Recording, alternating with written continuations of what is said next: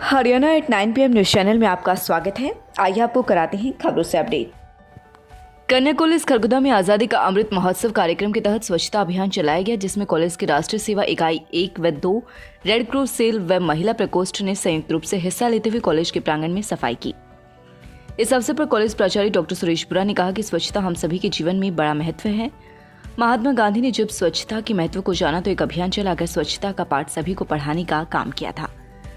साफ सफाई रखने न केवल हमारे आसपास सब कुछ व्यवस्थित हो जाता है, बल्कि बीमारियों से भी हमें छुटकारा मिल जाता है। ऐसे में जरूरी ये है कि हम जहाँ पर भी रहते हैं, काम करते हैं और जिधर से भी आवाजाही करते हैं, वहाँ की साफ सफाई पर विशेष ध्यान दें। अगर ऐसा करने से न केवल हम बल्कि दूसरे लोगों को भी स्वास्थ्य बना रहेगा। कॉलेज के स्टाफ सदस्यों ने छात्राओं के साथ मिलकर कॉलेज की सफाई की। इस दौरान प्रमिला, डॉक्टर दर्शना सहित अन्य स्टाफ सदस्य मौजूद रहा। 15 मीटर दौड़ में स्वर्ण पदक लेकर लौटे शिक्षक राजेश दुहन का हुआ स्वागत।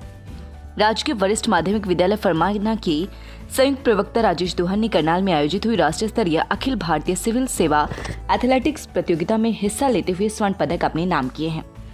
इससे पहले भी शिक्षक राजेश दुहन दौड़ प्रतियोगिता में हिस्सा लेते हुए स्वर्ण पदक जीत चुके हैं। शुक्रवार को पदक जीतकर विद्यालय पहुंचे शिक्षक का स्टाफ सदस्यों ने स्वागत किया। इस अवसर पर उन्होंने बताया कि 28 से 30 सितंबर तक करनाल में आयोजित हुई इस प्रतियोगिता के 800 व 1500 मीटर दौड़ में हिस्सा लेते हुए स्वर्ण पदक जीता है। इससे पहले भी स्वर्ण पदक जीतने पर प्रदेश सरकार द्वारा 3 इंक्रीमेंट एक साथ देकर शिक्षक राजेश दुहन को सम्मानित किया गया था। इस अवसर पर प्राचार्य अशोक कुंडू, पूर्व सरपंच वीरेंद्र, सतबीर गहलावत, राजवीर दहिया, नरेंद्र शास्त्री, अशोक घनघस, सुनील वर्मा, सुनील गहलोत, विनोद नरवाल, महावीर दत्त, संजय मलिक, अनीता दहिया, पूनम राणा, सुमन हुड्डा, यंजना, जून, नीलम, पूनम सरोहा, ज्योति रेणु मलिक, सुरेश आदि मौजूद रहे।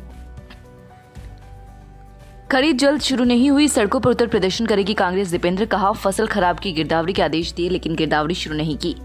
राज्यसभा सांसद दीपेंद्र सिंह हुड्डा खरगोदा में कहा कि केंद्र में प्रदेश की भाजपा सरकार किसानों को जानबूझकर परेशान कर रही है।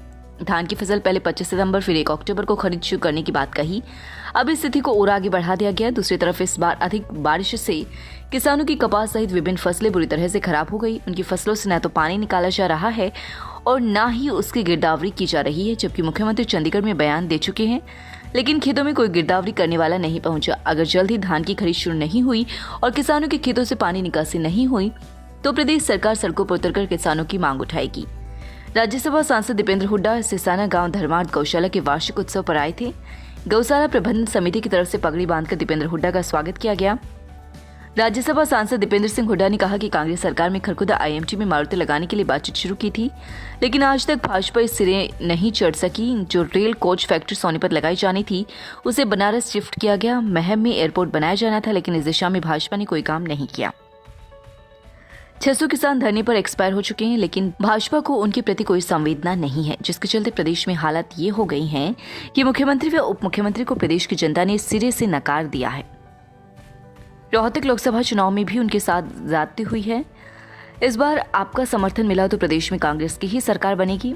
इस मौके पर विधायक जयवीर सिंह, विधायक इदू उर्फ भोलू नरवाल, प्रधान ACP महावीर दहिया, ईश्वर सिंह दहिया, विजेंद्र दहिया, प्रधान भानु, पूर्व जिला पार्षद जान पहलवान, जोगेंद्र दहिया, अंकित दहिया सहित विभिन्न गणमान्य व्यक्ति उपस्थित रहे। तो आज मैं आप सबसे कहना चाहता हूं कि भाई आप लोग जो हमारी नई पीढ़ी में जो है ये जागृति लाने की जरूरत है कि भाई ये मौका है। पूरा प्रदेश में मैं हर जगह जा रहा हूं, हर लोग इस सरकार से त्रस्त हो गए हैं और हुड्डा साहब की तरफ और आपकी तरफ आशा भरी नजर से देख रहे हैं। ये मौका है अपनी अगली पीढ़ी में आप ये जो है जागृति लाने का काम, सारे जो हमारे बड़े बुजुर्ग हैं उनसे मैं यही निवेदन करता हूँ, उनसे ये मैं आग्रह करता हूँ आपका कि ये मौका है, ये मौका अपन ने चूकना नहीं है। 2 बार इनकी सरकार आपने देख ली। मैं आपसे पूछता हूँ भाई, जो है ये जो लड़ाई है हरियाणा में बदलाव की, ये लड़ाई अगर आपका सबका आशीर्वाद हो और छत्तीस बिरादरी का आशीर्वाद हो, क्योंकि ये जो हमारा भविष्य छत्तीस बिरादरी का आगे जुड़ा हुआ अच्छा भविष्य होगा। ये रेल कोच फैक्ट्री आएगी, कोई मारुति आएगी, कोई एयरपोर्ट बनेंगे, कोई मेट्रो आएगी, तो छत्तीस बिरादरी के आने वाले भविष्य को संवारने का वो काम होगा इस इलाके का, पूरे हरियाणा का।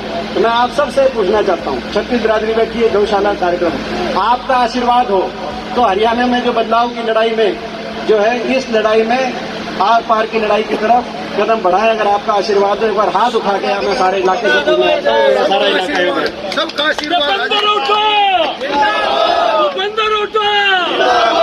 और मैं ये विश्वास दिलाता हूँ आपका और हमारे इस इलाके का और छत्तीस बिरादरी का आपका आशीर्वाद रहना चाहिए।